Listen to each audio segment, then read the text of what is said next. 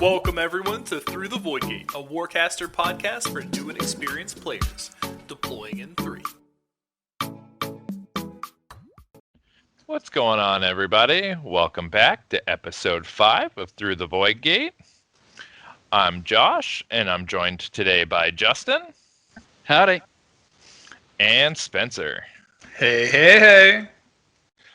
So, starting off today, we wanted to do something a little different. We want to talk about what's happening in the community. So, guys, what is happening in the community? So I'll lead off with the Tabletop Simulator League, run by yours truly. So we just finished up the first round of the tournament. So we're running the First Contact narrative event. Privateer Press released a while back. Got some interesting results. So we're at 12 players now. In the first round, we had 13, but someone dropped out just because of buys and stuff. We actually only had 5 rounds run. But it looks like AC came out on top with the most wins. And then one of the things I'm looking at here is just some data, so I can, potentially give Privateer Press some information, just because, data is always nice. And so what we found out in the first round is that 4 out of the 5 matches were won by the second player. And so far in round 2, the second player is also undefeated. And that scenario is even more skewed to second player than normally. So I'm really interested to see once we get into the full-size battles in the next couple of rounds, if that changes at all. Can we just take a minute to appreciate that? Did you say AC has the most wins? Yes. Yeah, let's just take a minute to appreciate that. Thank you, Kickstarter 2. And how's the faction breakdown going on? Yes, the faction breakdown. So we currently have 4 AC players, 4 Marcher World players, 2 ISA players, and 2 Empyrean players. Okay. Now, the 2 people that play Empyreans, prior to Empyreans, played ISA. So it was literally a completely even split if you took Empyreans out. That's actually pretty exciting, honestly. Mm-hmm. Yeah, that is really cool. So, Justin, what do you have for us? Well, I just want to talk about all the explosion of content for Warcaster going on right now. Since Kickstarter 2, there's been so much growth in how much there is out there for people to take in. There's three podcasts besides ourselves. There's the Hyper Name Network, or Arcane Synthesis, or Displacement Index, whichever you want to call them. No, Hyper News Network. It's done by a couple guys up in Illinois. They're awesome. It's like a small game group that is really hyped about the game, and they're just kind of low-key and fun. There's Charge and Spike. They're a super high production quality podcast that they have a new episode coming out soon with the ISA review. So listen for that. One coming up soon is called Encrypted Command. It's done by the same people that do Dark Guidance. I expect a whole lot from that podcast. There's also a couple YouTube channels. War Budgies just did a whole bunch of really cool stuff on the game, and you should really check that out. And Studio M is starting to come out with some things, so keep an eye out for him. Yeah, I think he's doing bat reps, which is cool. It'll be nice to see some battle reports going on for the game. Yeah, I agree. I kind of hope that Glass Half Dead starts doing some stuff again, but we'll see. Yeah, and War Budgies is real interesting because his is very, very. He's doing bat reps as well, and it's very narrative focused. So it's definitely different, and I thought it was pretty cool. He definitely puts a lot of effort into his productions. And then the guys over at Hyper News Network are in the process of trying to get some in-person bat reps recorded. So I'm super excited about that. Nice. I was like, I'm looking at my empty game room, and I'm like, I could just play games against myself and record them. Hey, that's what War Budgies and Glass Half Dead do. Yeah, I mean, it might be a thing, but it seems super time consuming. So we also have the backer kit for Kickstarter 2 opening this week, which is super exciting. And not so exciting for our wallets all at the same time.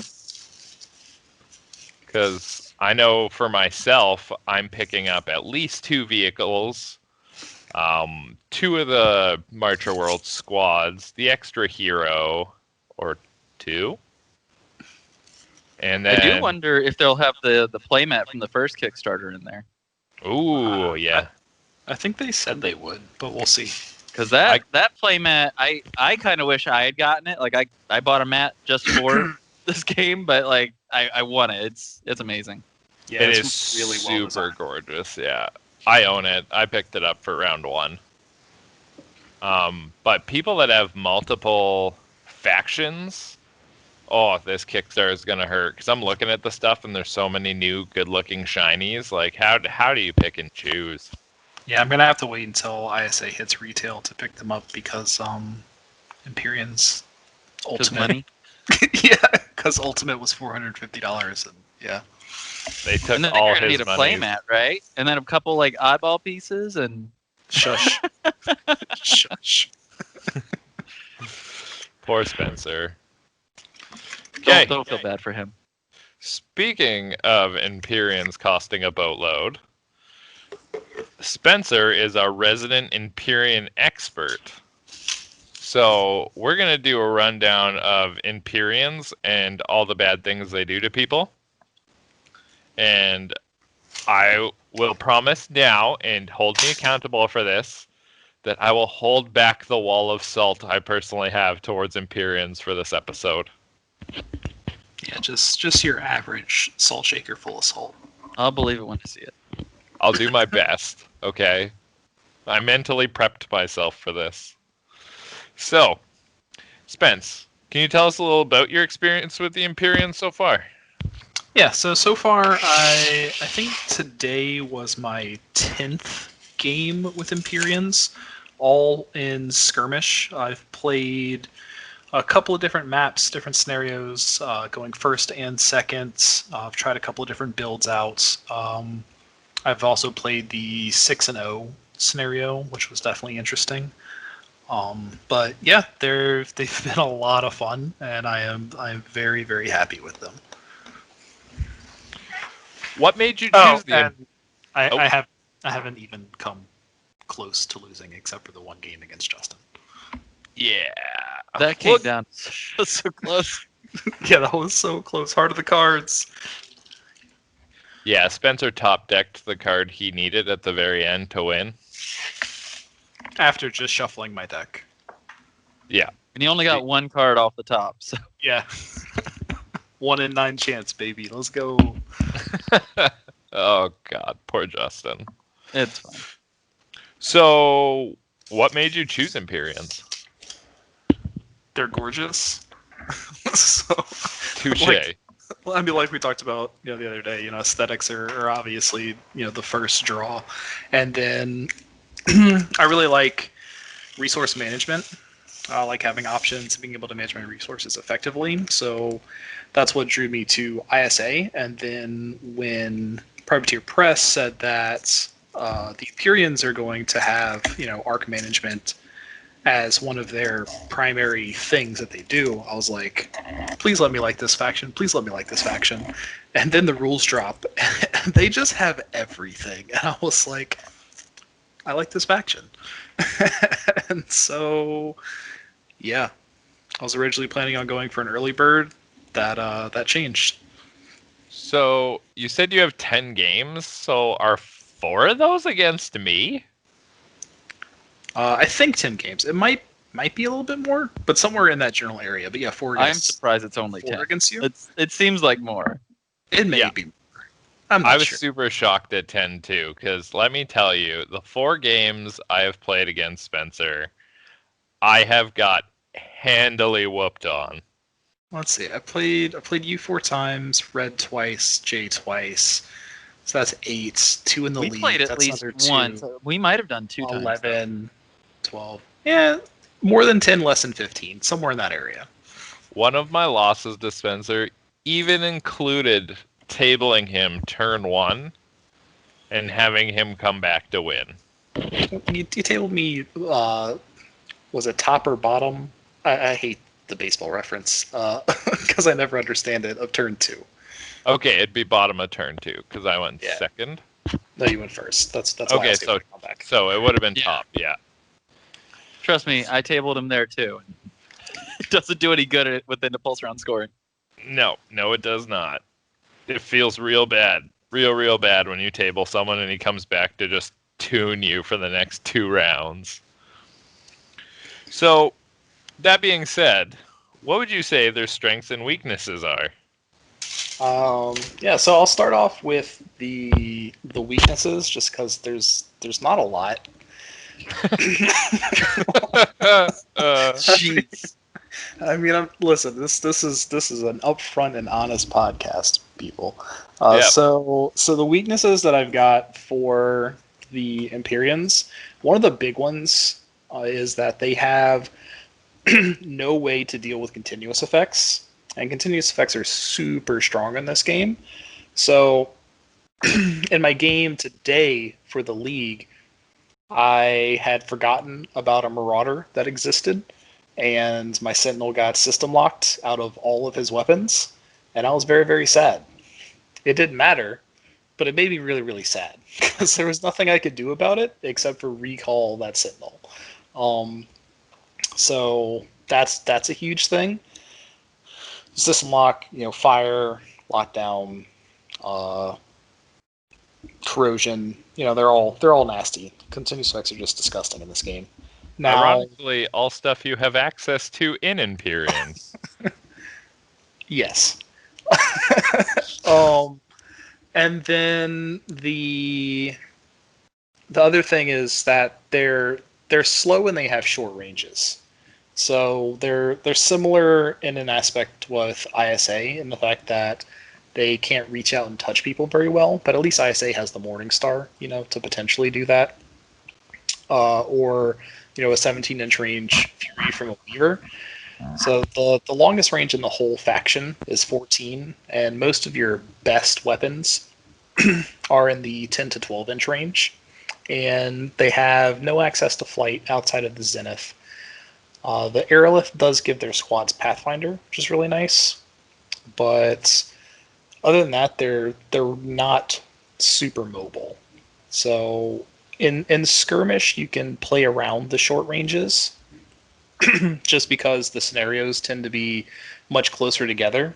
But I feel like on FBF, full battle force, they're not going to feel nearly as oppressive, or at least for different reasons.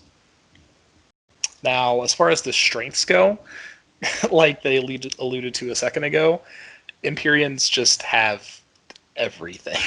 Like, it's so ridiculous. They have amazing arc management with their Arcana module, as well as access to, I forget what the ability is called, but it's the ISA Weaver Spike on Astrius,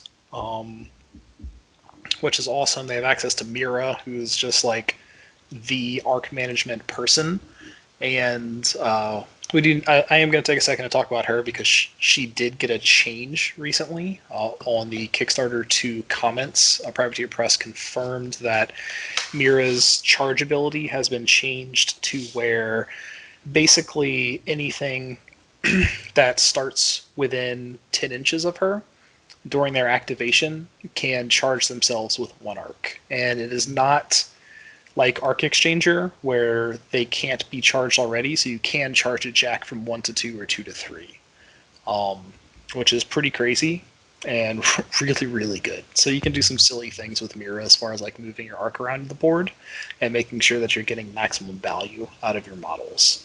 Fair and balanced. Hey, ISA has her too. Let's see. Strengths.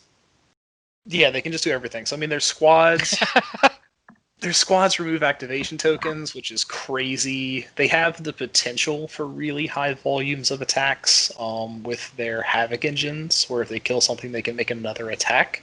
All the attacks are in melee, but if you position yourself correctly, you can get out some crazy situations. But it really hasn't happened for me yet, and that's also a skirmish thing because you just don't activate squads all that often. Now, my favorite squad is the Guardians. The 14-inch range PAL 4 lockdown high intensity gun is just it's wonderful.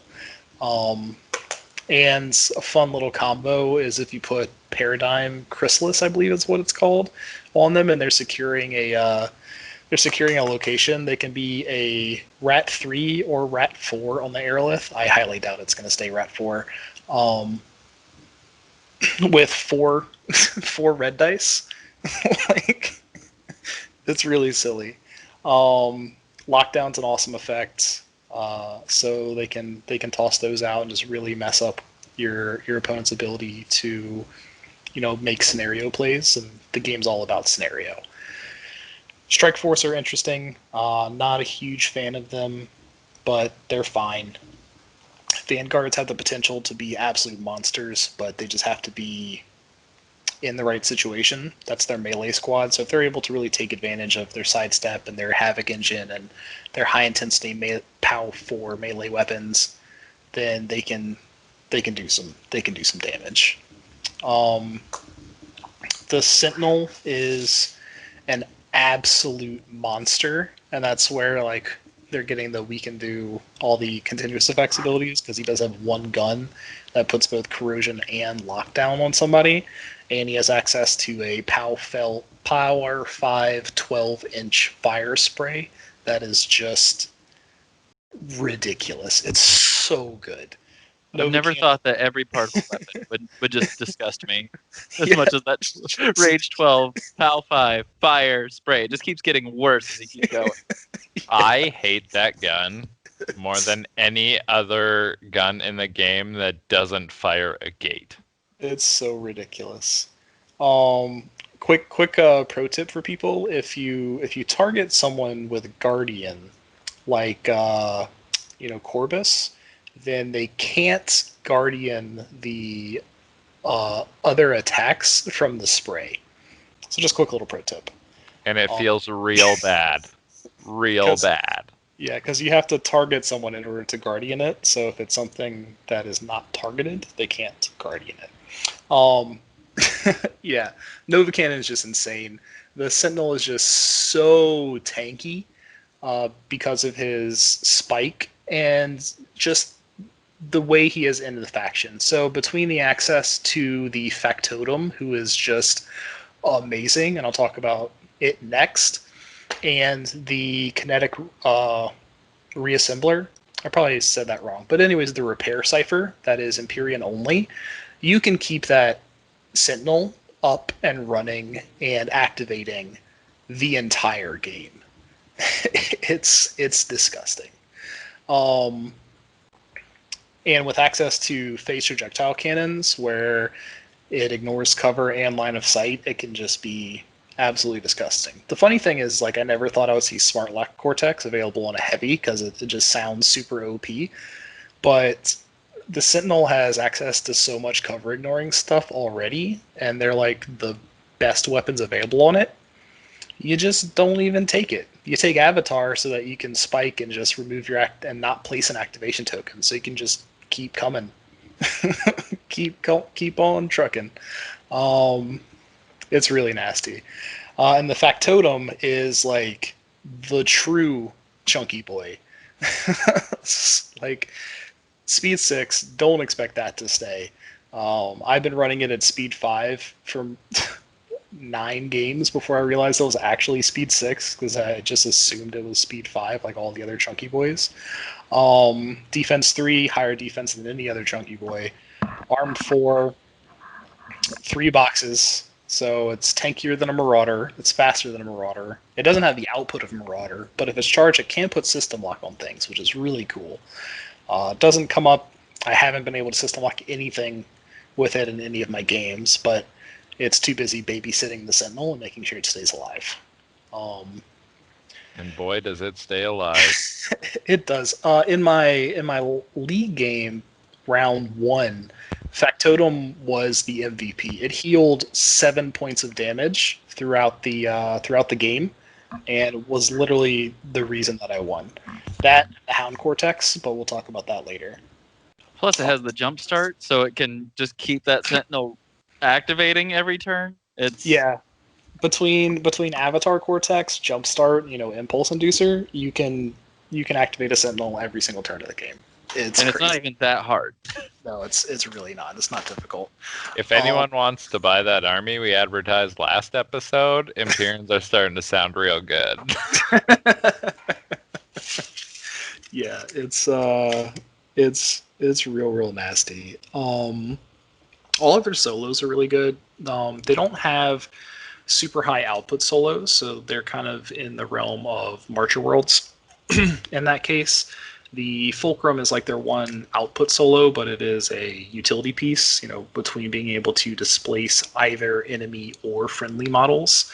They can do some crazy things and attack. You can get your models, attacking your opponents from vectors they didn't see coming, or get onto scenario points that they didn't expect.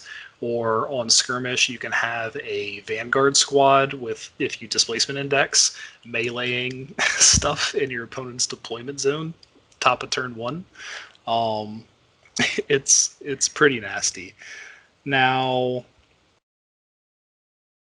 yeah. And then there's also like a super fun little trick combo with the Fulcrum where if you play Aggression Theorem, when you target it with the Cypher, you can charge it, so then it can attack something with Aggression Theorem, and if it hits, since you charge it, you can then displace that person. So it's a fun little combo that I've used. So you can just move stuff all over the board. It's pretty crazy.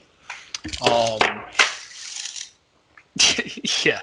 And then the Oculus, 14-inch range base is phenomenal, and then ignoring line of sight when charged just opens up so many options for Furies that I didn't even appreciate it until I started playing it. It's crazy. And then so the spiking to reroll just really evens out your dice, make sure that you're hitting when you need to hit. And the crazy thing is that you can charge if you spike to reroll after the Fury's done resolving, because of the Oculus's ability to put arc on it after a Fury, you can then recharge the Oculus. So it's crazy the way that Empyreans are able to just make the most out of their arc and be incredibly efficient with their models is absolutely nuts. And I'll save the demon for later. And do we talk about Nyx now? Or are you going to be okay? Okay, I'm ready. Let's do it. Let's just get it. Wait. Just talk about that efficiency. I think I saw one of your games, and I think you put out 2 activation tokens the entire game. Yeah, that is was efficiency to me. Yep. Yeah. That was a thing. Yeah. Part of that was things were dying, but yeah. I put out 2 activation tokens in a whole game at one point. It was pretty crazy. Yeah, so Nyx. So Nyx is crazy. The base Zenith I'm not sold on, not a big fan of. I think it'll be useful in full size. I would not take it in skirmish, ever. I did it once and never again. It just doesn't have the output. It doesn't have the utility that Nyx does. Yeah, just not a big fan. Now, Nyx is pretty crazy because not only does it have the ability to remove its activation token, or to prevent its activation token, it can also remove activation tokens from friendly solos, which is pretty crazy. It can be really good against flying models. It can be a great anti-vehicle vehicle. It's fast. It's speed 8 flying, and it can spike to slip to space for 3 inches, and it has a really cool maneuver where it gets its first spike for free, basically. So that's really cool.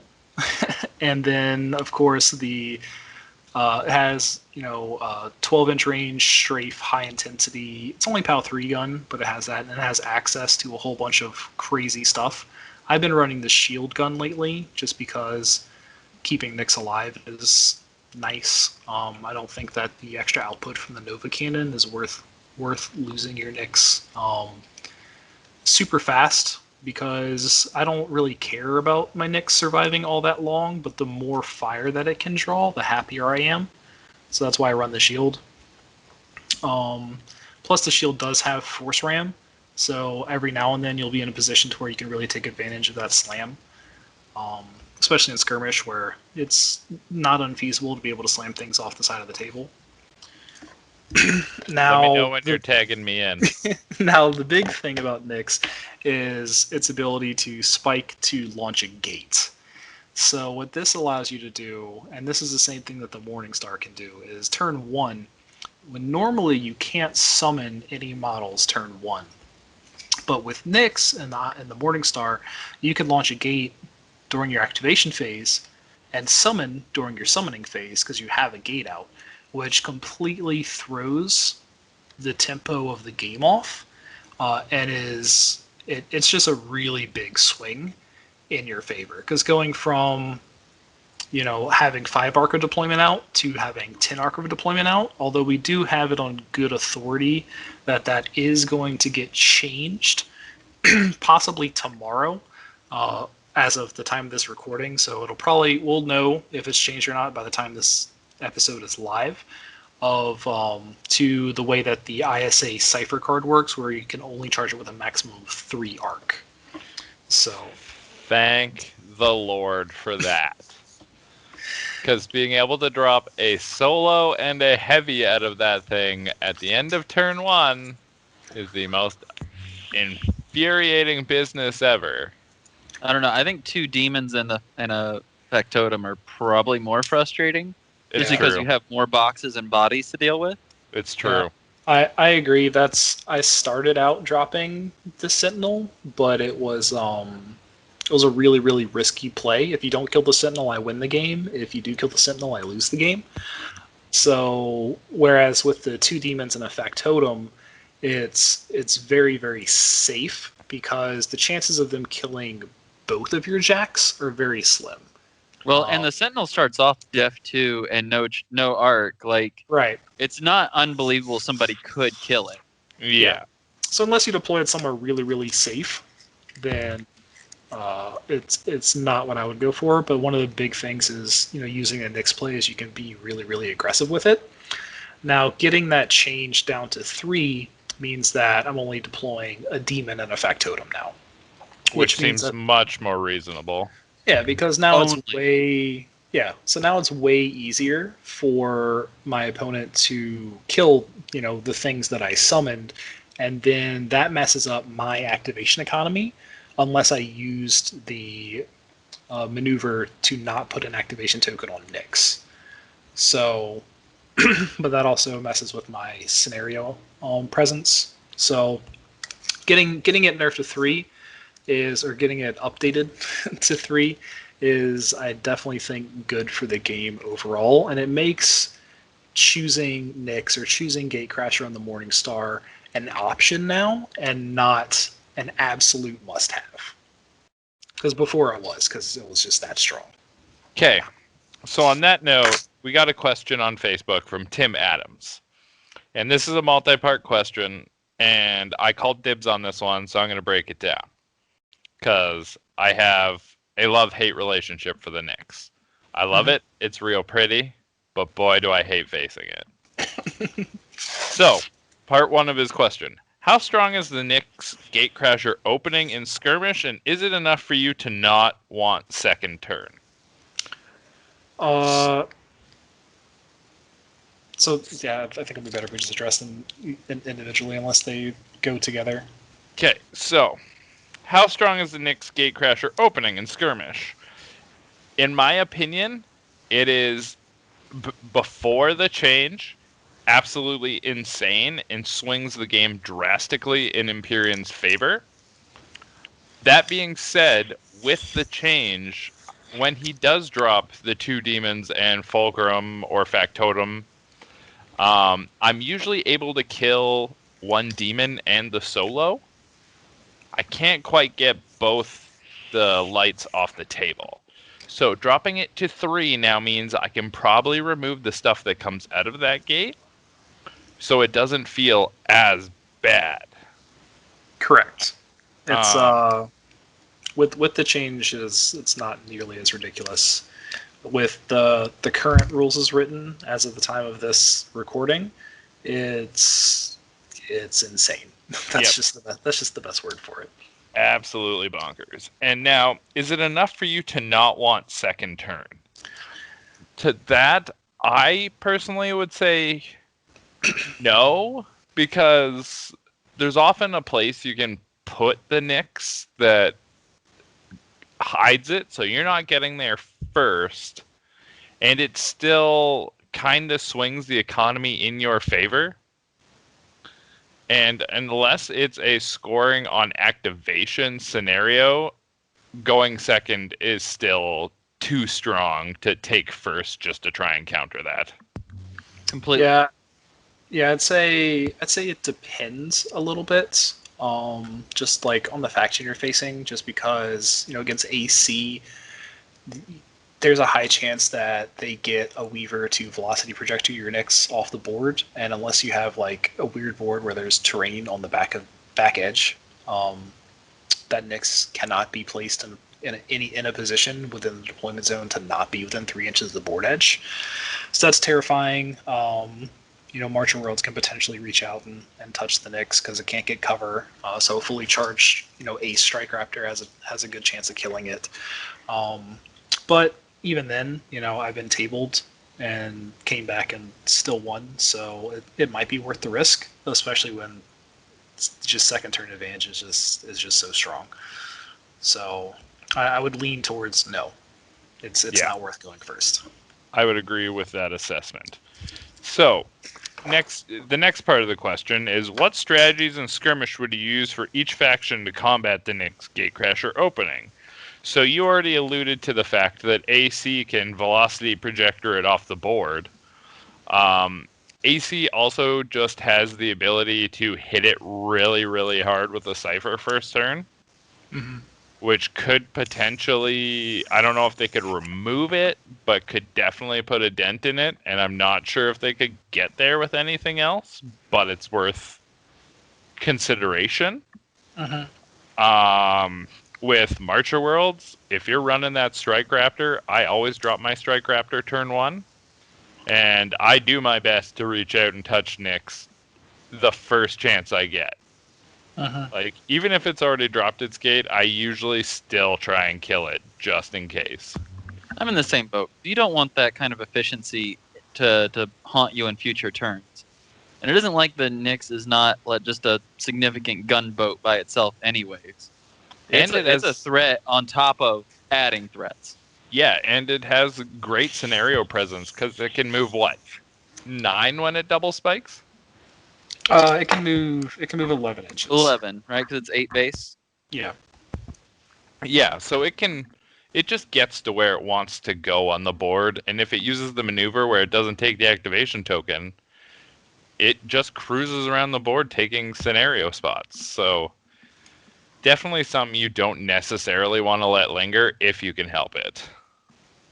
Yeah, it's I'd say it kind of depends on what you have going on. So like with ISA, the answer is you counter it with your own Gatecrasher. And the thing is that with ISA, and running a Defender Morningstar, you actually have the ability to keep the stuff that you summon out of your gate safe, whereas the Nyx does not. Nyx can get further up the field, but on skirmish that's not really important, and on FBF the Gatecrasher isn't nearly as relevant as it is on skirmish. So you just counter it with your own stuff and try to do some work on it. AC and Marcher Worlds, you just want to try to kill things.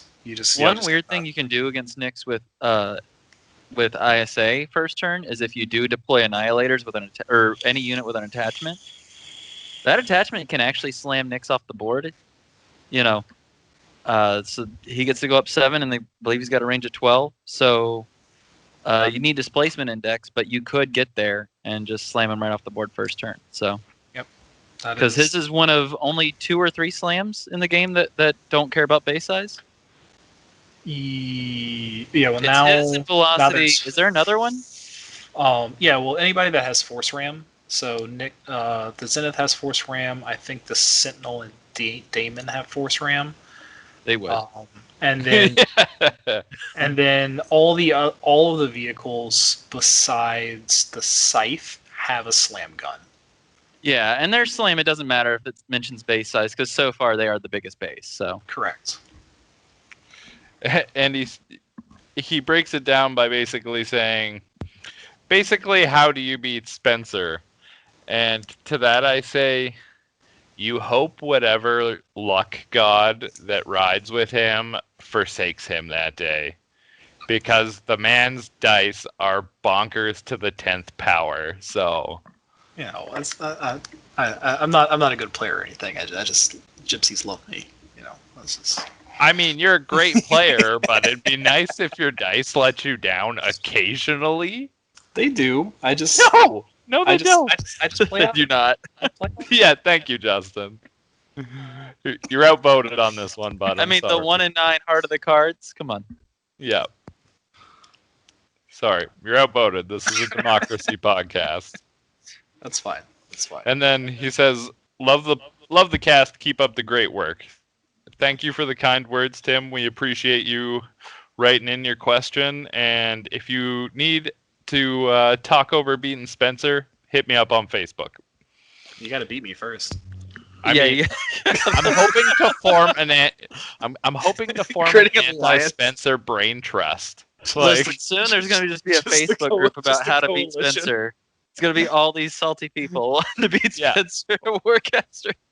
For the record, Tim is Red Wolf of the Hyper News Network. Oh, perfect.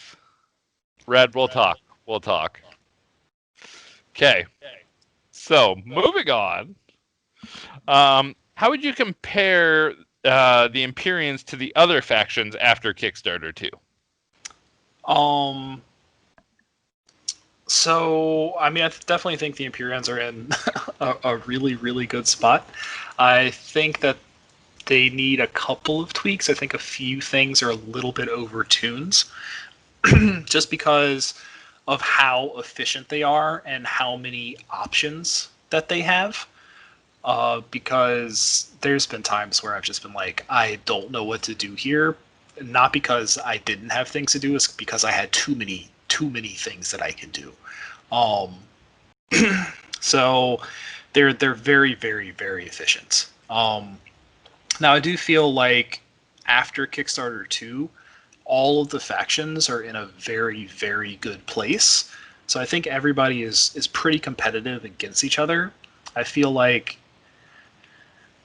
Empyreans are just a tiny bit tuned up a little too much.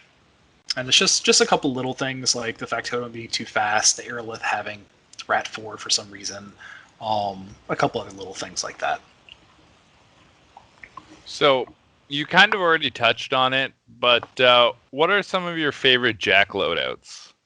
Yeah, for sure. Okay, so I have something fun for this. So we'll talk about the Sentinel first, just because he's a monster. So I actually named all of my models, and I just called my Sentinel Baphomet because I love Baphomet. If anybody's a D&D fan, and yeah, he's just a monster. So my favorite build is the hyper aggressive Sentinel, which is Nova Cannon on your back, the Chrono whatever accelerator on your chest. The Nova Cannon is the 12-inch POW 5 fire spray. The Chrono accelerator is the 10-inch POW 4 corrosion and lockdown gun. And then on my arms, I'm running 2 phase projectile cannons, which are the 10-inch ignore line of sight, ignore cover, POW 3 weapons. It just does a lot of work, and you can't hide from it.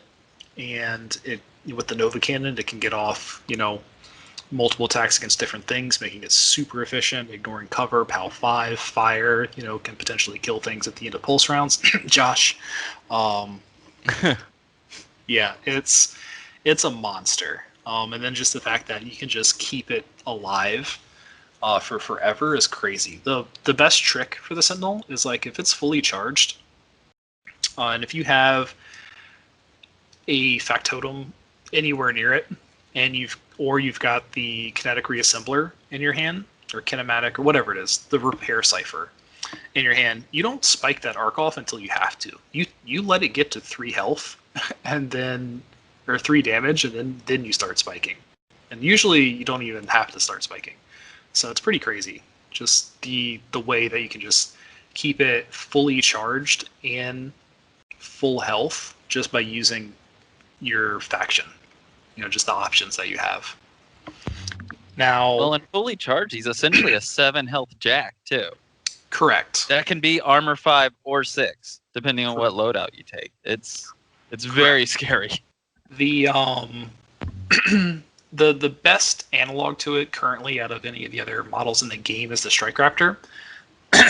Whereas because the Strike Raptor is basically the same stat line, 2-5, has a bunch of options for really good weapons, and has a defensive ability whenever it's charged. So the Strike Raptor gets extra defense, which reduces the likelihood of it dying, especially against taking multiple strikes because it's armor 5.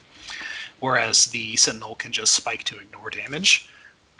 So the big difference there is the charge versus spike, because you can just keep a Strike Raptor fully charged up and running, and it continues to get that defensive bonus. Whereas if a Sentinel is in a position to where it needs to keep itself alive, it has to spike that off in order to do so. And then also the Avatar Cortex is so strong that you're probably going to want to be spiking one arc off anyways. So then it comes down to arc management, and it makes the Sentinel super weak to null attacks, incredibly weak. So continuous effects like System Lock, Fire, Corrosion, and null attacks are my advice for dealing with Sentinels. And then for my demons, I have a fun little segment here for you, because whenever I first saw the demon, I immediately saw one build that I just fell in love with, and I call it my MC Hammer Demon. So what that demon's build is it is a Starfire ring with the Protean Forge, which is like my favorite weapon in the entire game, and a phased projectile cannon because it's so good. And I call it my MC Hammer Demon because when it is charged, it gets cover, it gets stealth, and it gets +3 defense versus ballistics. So you can't touch it. That demon won me my league game, not today, but the last one. And stealth actually won me my league game on a skirmish game, which felt really, really good for it to be relevant. So I will say, every time I see that thing hit the table, even if there's a more optimal play to be made, my first priority is taking it off the table before it gets charged. Especially as a Marcher Worlds player that's predominantly ballistics, that thing is such a priority. Yeah, it's a really great scenario piece where you just put it on a scenario, preferably in like your home base scenario, and let it chill there. Because if they come, into you in order to attack you, or into that stealth range in order to get to that demon, then you're in range of it to just wreck you. It's got a strafe gun, it's got a strafe melee attack, or an armor piercing attack, or and the ignoring cover, ignoring line of sight attack. It's really good. Now, sticking with the the theme, my other demon is out here for all the rest of my country boys. Is Florida Georgia Lions Can't Hide Red demon, because this one I run Eidolon on it, which is what gives it Arcana module, so it just makes it way easier to charge up. If I target it with a Cypher, or if my opponent targets it with a Fury, I get to charge it. So it just gives me extra arc efficiency. And then it's just running 2 phased projectile cannons, which ignore cover and line of sight, and a Nova cannon, which ignores cover because it's a spray. And it's a monster. It just wrecks things. I'm pretty sure in my game today I one-shot a Weaver and Harlan Sec with 1 Nova cannon. In another game, I had, with 1 arc on it and tune-up, I think, it one-shot a Marauder, did 1 point of damage to a Scourge, and 2 points of damage to another Scourge, put them both on fire, and they both died at the end of the pulse round, which was the end of my turn. So with 1 attack, it killed 12 hitboxes of armor 4 stuff. So it's pretty disgusting. And then my final one, I haven't run this one, but it's similar to the MC Hammer Demon, just going a little bit of a different direction. And I call it my Brush Your Shoulders Off Demon.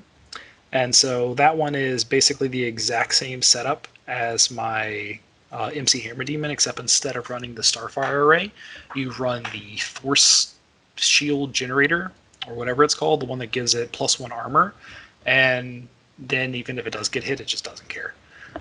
Except it's got, instead of the Hound Cortex, you put a Wrath on it. So if you hit it, it just moves, it repositions 2 inches, which is essentially a 4-inch move that ignores, rough terrain and other things. So it's pretty crazy. So those are my Jack builds. Could I just say one thing about the Sentinel? Sure. The Sentinel's weapon options are probably some of the most insane things I've ever seen. He has access to every single continuous effect in the game except for System Lock. Mm-hmm. So that's Corrosion, Fire, Lockdown. He has it all. And then he even has access to the Singularity Collapse, which is the non-blast blast that hits more than 2 targets if you kill something. So just make sure you pay very close attention to what that Sentinel is loaded out with when you're facing it, because its weapon options can drastically change what it's going to try and do in that game. Yep. Between having a shield on it, so it's armor 6, or if it's got the fire sprays with a corrosion lockdown gun, so it can do all the continuous effects all the time, or if it's got the Singularity Collapse, and it's such a versatile Jack for the amount of things that it can do to mess up your plans. Absolutely. It also has access to a melee weapon that gives it null and stun module, which is pretty sweet. Oh, so God. No, literally everything except for System Lock it has access to. Literally. Yeah, everything. it's pretty crazy, and I always look at the phased projectile cannons that ignore the line of sight cover, and like my eyes just lock on that every time. But there are other good arm options, and if you wanted to make a melee Sentinel, it's there. Yeah. It's actually a very viable build. It's just I think that phased projectile cannon is arguably one of the best arm weapons in the game. Yeah, I mean, the phase projectile is really good. The reason I actually run that, though, is just because of the Nova Cannon and the Chrono Accelerator, which is the corrosion gun. Because being able to drop corrosion and fire out of one model is just crazy. Because then they gotta, if that model somehow survives, it's got to roll 2 continuous effects on it at the end of the pulse round, which is crazy. Well, actually 3, because it's also locked down, but who cares? Let's be honest. Compared to the other 2 at least. And then there's some really cool builds where you run like the null weapon, the heavy fusion blade, the dark star, which is the particle collapse, and then like a starfire ray or the shield gun. So that's 8 points right there. That's a build. And you're just this disgusting melee Jack that can also reach out 14 inches and kill a squad with 1 attack, and is super, super tanky, whether it's against ballistics or just from having extra armor. So that's a really, really nasty build as well. Or one I tried was Nova Cannon, Dark Star, which is the particle collapse one, the null melee, and then a phased projectile. I just didn't like it as much as the one I'm running right now. Okay, yeah. Is there any other fringy things you'd consider or you've looked at? I mean, the cool thing about the Daemons and the Sentinels is they have a ton of build options. So whatever appeals to you, just as long as it has synergy, you can make it work. They have so many options. They're at Marcher World level of options for their Jack builds, if not more. Okay. So that being said, you've kind of mentioned a few in passing, but what are some of your favorite Cypher loadouts? Yeah, so the one I'm running right now is Null Collider, Velocity Projector, and Pyrokinetic Surge for my Furies. But Furies you can run literally whatever appeals to you. I was trying out the one where if you hit, you can see the opponent's cipher hand, and it just wasn't as relevant as I thought it was going to be. But it was pretty cool. It's just about timing, you know? And then for the geometrics, obviously displacement index, and then whatever the extra attack card is for whatever squad you're running, whether it's reiteration or the other one for the melee attacks. And then I've been trying out a couple of different third slots for my geos. So I've tried out the paradigm, when you're securing, get an extra 2 power dice, which is pretty cool. I haven't really made it work. I've tried out the one that is Empyrean specific, where they basically get Guardian for a Warjack for 1 attack. Hasn't really been relevant. So, I mean, you can always just stick with the classic mortality to stabilizer. So that third slot, you can just choose, whatever it is that appeals to you. Then for the harmonics, this one's interesting because I sometimes sideboard in a specific harmonic, and so what I'm running normally is just the usual go-tos of Encrypted Command, Aggression Theorem, and Arcane Synthesis. And then sometimes I throw in the one that allows you to return a cipher card from your discard hand if your opponent plays a cipher card within 5 inches, or targets something with a cipher card within 5 inches of the model. It hasn't been relevant yet, but it has been really useful to just drop onto a solo in order to charge them, because they have Arcana modules, almost all of the solos, especially Astrius. And so it just gives me that little bit of extra efficiency. I like running that card sideboard to get in specifically against AC, because I know I'm going to be dealing with a lot of Furies. And then for my overdrives, I've been running the usual Impulse Inducer, Ascension Catalyst, and I've been running the Devastation Optimizer for tune-up because it's so strong. And then the Kinematic Reassembler, the Repair Cipher, because it's insane. Like, if you're playing Empyrean and you're not running that card in your deck, then I don't know what you're doing, because it's so good. At least on Skirmish. I don't know how it is on full size. I'll have more to say about that in a couple weeks. Okay, so what are some list building tips that you would have for someone getting started with Empyreans? Yeah, so I mean, like I said with the Jack loadouts, is find something that really appeals to you. Like the MC Hammer Daemon just really stuck out to me, and I really enjoy it. So whatever, you can go a lot of different ways with them, so go for that. But my number one tip is, well, no, I'll say that for later when we talk about new players. So in building lists, start with, for Skirmish, you're going to have a Sentinel, 2 Demons. I run 1 of each solo, and then either Nyx, if you want to go for the Nyx play. I don't think with the Gatecrasher change that we are expecting, it is a requirement. If they don't change it, I 100% think it's a requirement. And then just another solo instead of Nyx if you're not running Nyx. I like running a second Factotum because it's just really strong. It's a great scenario piece. It's super tanky. It's hard to get off of points. It can keep my jacks running all day between repair and jumpstart. And every now and then, that system lock might change the game. And he can even repair himself and just keep himself on that objective Yes, locker. absolutely. He can do that, which is just nuts. I didn't even realize that. That makes me sick to my stomach. Yep.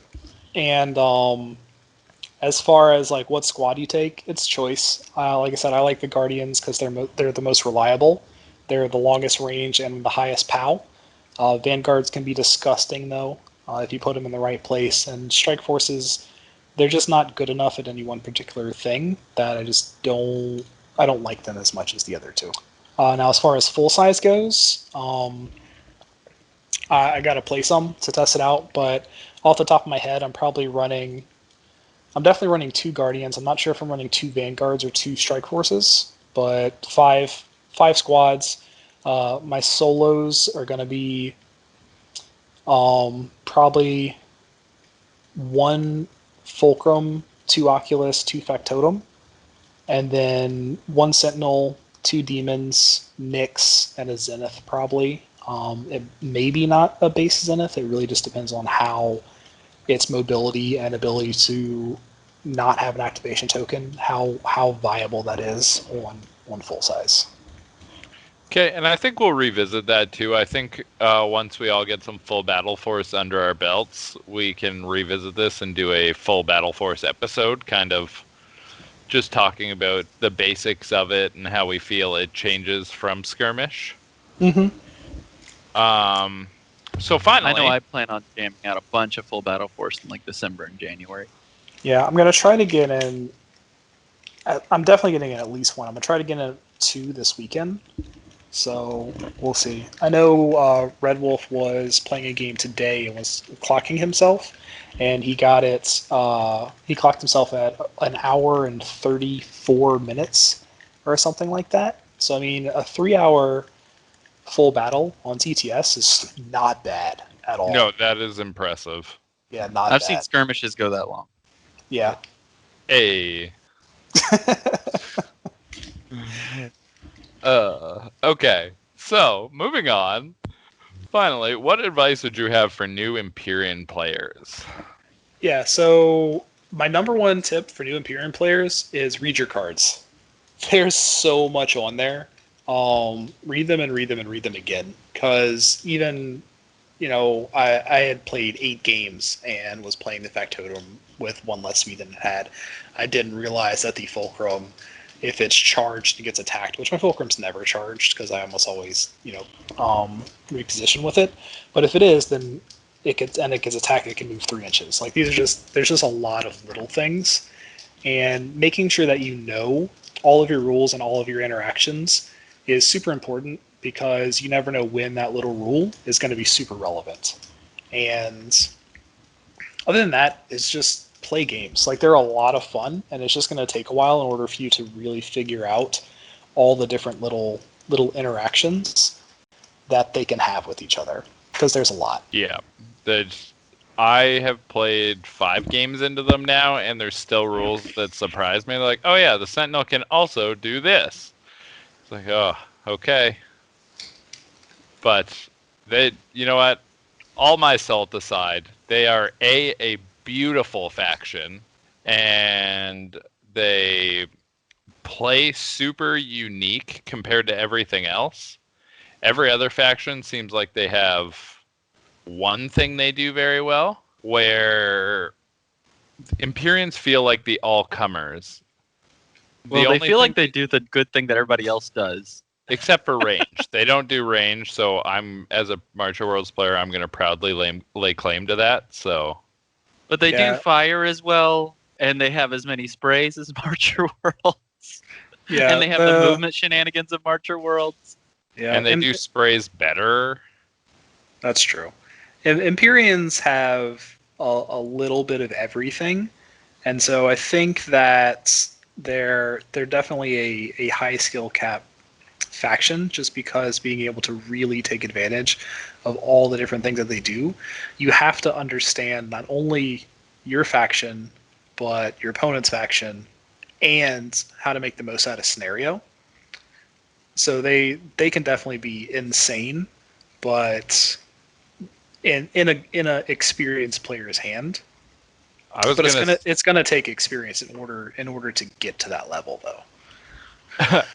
That being said, I would probably be terrible at them because we know I just get the blinders on sometimes and I tunnel vision. Oh, 100%.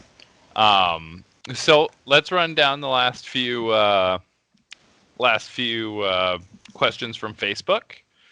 Why are the Empyreans the coolest faction? And I'm going to say purely based off look for myself. I mean, I was going to say tentacles. But yeah. Also, just because they're just a ton of fun, and if you like having options, you're going to like playing them. I want to paint them. I don't even know if I want to play them. I want to paint them, though. Justin, I hate painting. I will buy them and send them to you if you'll paint them. I'll 100% paint them for you. Oh, okay. I'm buying Empyreans. It's done. So we answered Tim. That last question was from Christopher Nelson. So thank you, Christopher. This is another long one. What in Empyreans most needs to be nerfed? You already talked about that when you said, like, you mentioned the things you think are going to be changed. Mm-hmm. And he said the Nyx, Jumpstart, and Realignment Codex in the same faction, the Sentinel. What are you supposed to do in a skirmish when a fully charged Sentinel with Avocar Cortex Force Shield Projector, 2-phase projectile cannons, and a cyclotronic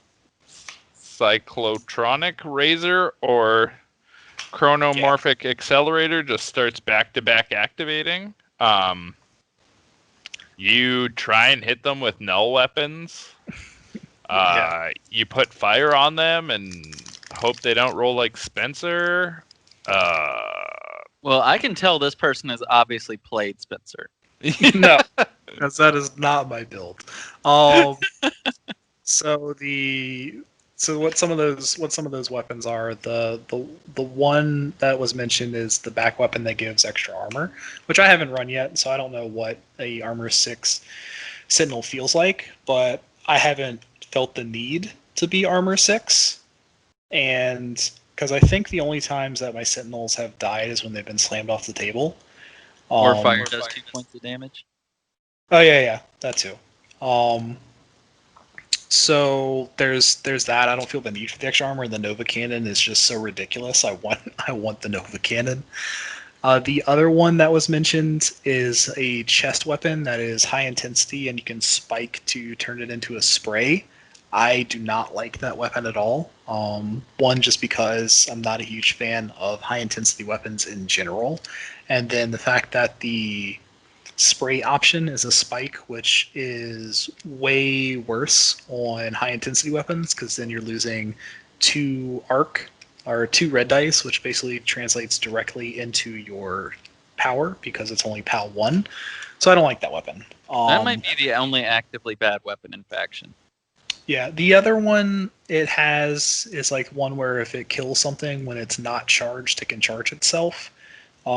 Which the scenarios where that is relevant are very, very, very slim. So I'm not a fan of that one either. But I mean, the answer is you kill it. You put everything that you possibly can into it in order to kill it, because if it survives, there's a good chance it's coming back again and even stronger. Now the ways to kill it are, just with your high output models. I mean, a Dust Wolf can kill it, with railguns, things like that. Strike Raptors can kill it. Null weapons are ridiculous against it. So you kind of need null, because if he's full health and he's sitting on arc, that's a 7 health. If he's in this situation, he's armor 6, so that's what, 42 boxes like pips you have to get on armor rolls to kill him. And the best answer in increments of 6. So if you roll 7 or 8, you're wasting 2 of those. So. Well, if it's Avatar and it's spiking for the Avatar, then it's down to 2 arc minimum. Okay. So there's that. So you only have to get through 36 pips of armor. Yep. Only. 36. Yep. And then the best answer is kill it as soon as it hits the board before it can get fully charged. There's an argument, depending on what scenario you're playing and the way your battlefield kind of works out, that maybe sometimes you can just ignore it. It's going to kill some things. You can accept that. It depends on your battlefield state. If you're behind and he's on that scenario point that you need to win, of course you're going to have to kill it. But if you're kind of ahead, you've got 2 of the points, and that thing's sitting on the other point, like, who cares? You don't need to kill that thing. That's true. It's you handle a Sentinel the exact same way you would handle a Strike Raptor or a fully charged Nemesis. Or a fully charged Morningstar. Mostly fully charged Morningstar, because sometimes you just don't want to touch that thing. Right. Yeah. You either kill it or you ignore it. Those are really your options. So you either play around it and give up on, some scenario in order to reposition, or you kill it. I mean, because especially if he's got a factotum near, sometimes you're just going to frustrate yourself even more if you try and kill it. Yeah. And sometimes it's good, just like when playing against Marcher Worlds, sometimes you just ignore the Jack and you kill the Engineers. So the same thing here, you just kill the factotums. Or kill Astrius, because Astrius is, what helps charge it. If Arcane Synthesis is in the discard pile, you kill Astrius. If, Impulse Inducer is in the discard pile, you kill the factotum. And then if it's using the Avatar, then it's making itself easier to kill. So, yeah, you just treat it the same way you would a Strike Raptor or a fully charged Nemesis. That's really what it comes down to. So those questions were from Nicholas Cotton, and he also says, just as a fun experiment, I started messing around in Skirmish with Empyrean proxy games, where I would start with Astrius and a Sentinel and see how long I could go without summoning any additional models. With enough line of sight blocking terrain to protect Astrius, it's longer than you'd think. Yeah, I could definitely see that. I mean, with an Avatar Sentinel, you could probably make it through at least Pulse Round 1 pretty easily. I'm not sure how much further you can make it. I guess it just really depends on, drawing kinematic reassembler mostly and what your opponent's putting on the board. But, yeah, I can see that. I mean, they could probably survive, but you'll lose on scenarios, so... There's definitely that. The Sentinel's a beast, but it's not going to be able to kill 5 arc worth of models every single turn. Only most turns, but not every single. And then Jason Thompson writes in and says, would it be possible to get more lore about the faction? And I would definitely say with how cool the faction is, their lore has kind of an untapped well of potential. But as for the lore as it stands, Spencer, do you want to tell them where they can find that? So the only lore that's available at the moment is in the rulebook and in the video for the Empyreans release teaser that was on the Kickstarter 2 as well as on the Privateer Press YouTube page. But I am definitely yearning for some lore, not just for Empyreans, but for all of Warcaster. And especially after listening to Glass Half Dead's Hungerford interview, where he talked about them having just binders full of lore. I cannot wait to get our hands on some. And we know that some is coming in the Collision Course rulebook. So I hope they release some more before that. But if not, we can at least look forward to that. Did we have any questions on Discord? We had a couple. So one was the proper activation, and this is from Studio M, about the proper activation and utilization of heroes in both Skirmish and FBF. So I'll say, I didn't talk about heroes earlier because I knew we had this question. The only hero that I have personally run is Astrius, and I've only played in Skirmish. So Astrius is my boy. I love him. He is one of the tankiest models in the game. He is really high output and has amazing utility. And the reason I really love him is because I come from being an ISA player, and I'm very, very accustomed to having the Paladin Weaver spike available to me. And the fact that Astrius has that, I just know how to make him work and get the most out of him. So he's very, very comfortable for me, and he's just a great all-around character. Now, all of the heroes that Empyreans have access to are amazing. I mean, Harlan Sek, go listen to our AC episode that we just did, and he's just nuts. Just the options that he has available to him. Mira is the queen of arc management. Just the stuff that she allows you to do is just nuts. I know Justin here thinks that Mira is better friends with the Sentinel than Astrius is. Well, friends with Sentinel and the Factotum. So the Sentinel can activate, get an extra arc, and then the Factotum gets an extra arc to take the activation token off the Sentinel and heal it. So it's a little silly. Yeah, she's real strong. Yeah. Mira's just really, really good. I'm not a big fan of her on Skirmish just because she's very squishy. I just don't think you're going to be able to get the long-term value out of her. Whereas if I get one activation out of Astrius before he dies, I'm happy. He's going to go up, he's going to hit something in the face, put fire on it, maybe kill it if it's a solo, shoot some stuff with a Starfire Ray, spike, fully charge my Sentinel, and I am a happy boy because Astrius is going to draw some fire. He's hard to kill, defense 4, armor 4, 3 boxes. So I'm happy with that. I don't need him to be there long term in order to get value out of him. Whereas with Mira and to a lesser degree Sec, I feel like they need to stick around a little bit longer.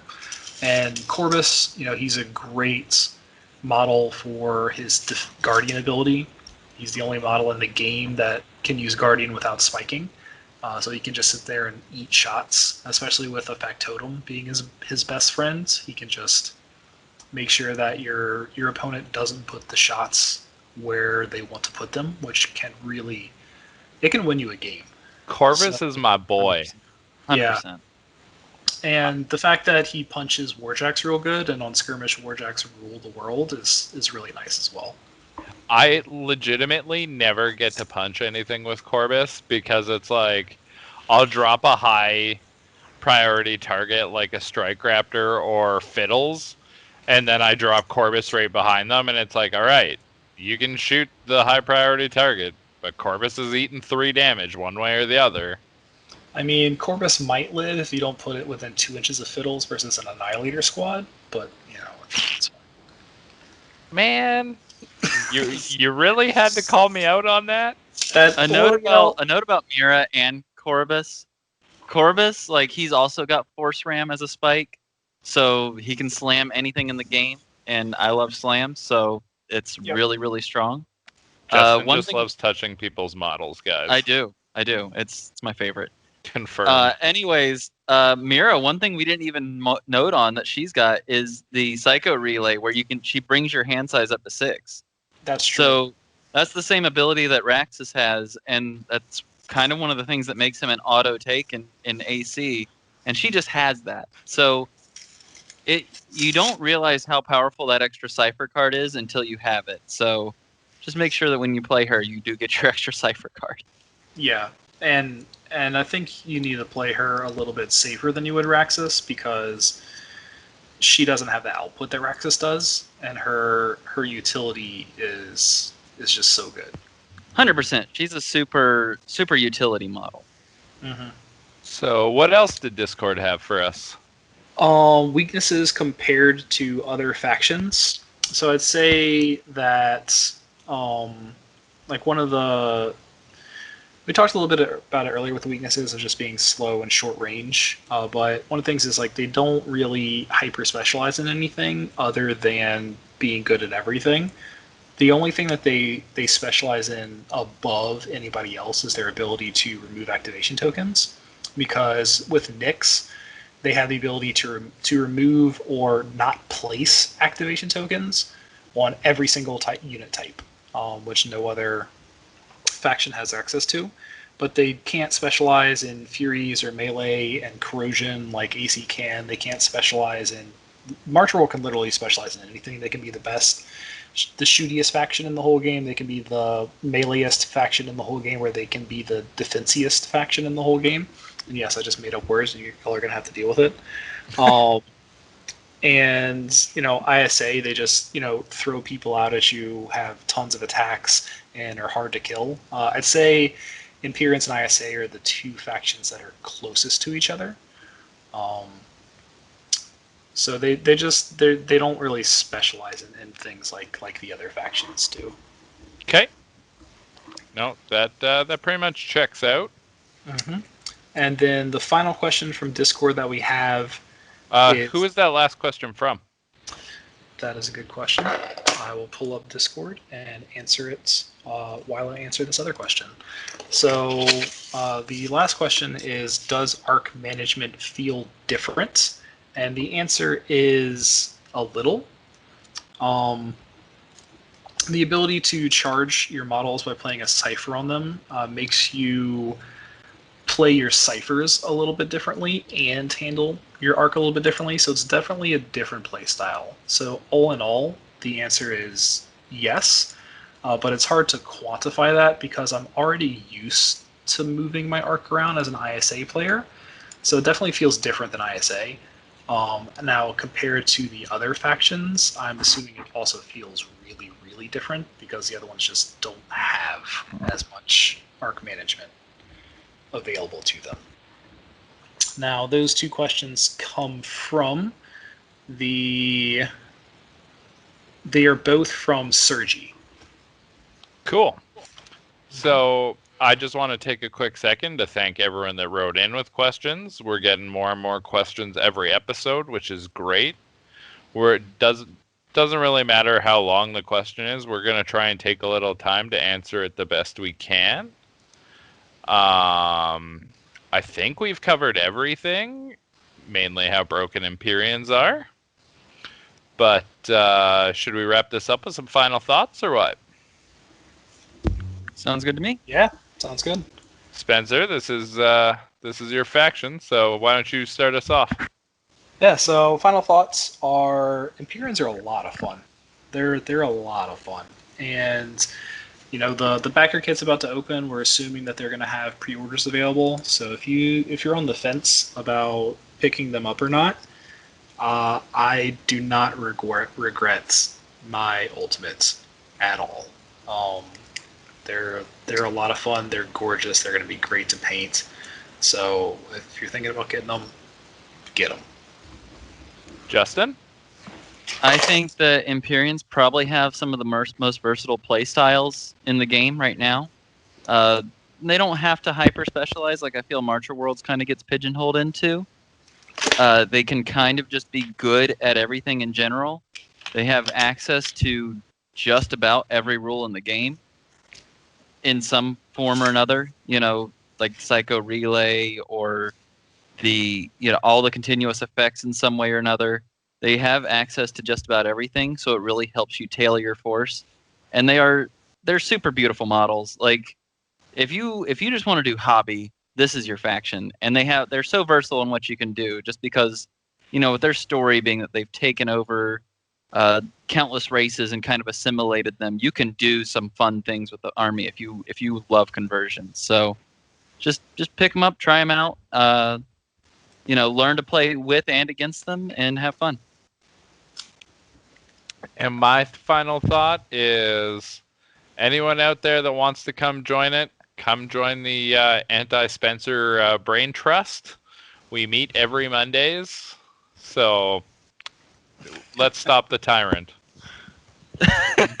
Or if you want to learn from the person that everyone else is hating on, look up Sneaky Buffalo on the Discord. I'll play some games with you. Or if you're interested in Warcaster in general and you're not part of the Discord, join the Warcaster Discord. That's a great place to find tabletop simulator games, communicate with people, ask questions, figure out things that are going on in the community, be up to date on new updates for the game. Just come hang out. 100%. All right, guys. Thanks for listening to this episode, and we'll talk to you guys next time. Thank you. Thank you for listening. This podcast is brought to you by Essex Wargames. Now, if y'all enjoyed the content, don't forget to subscribe.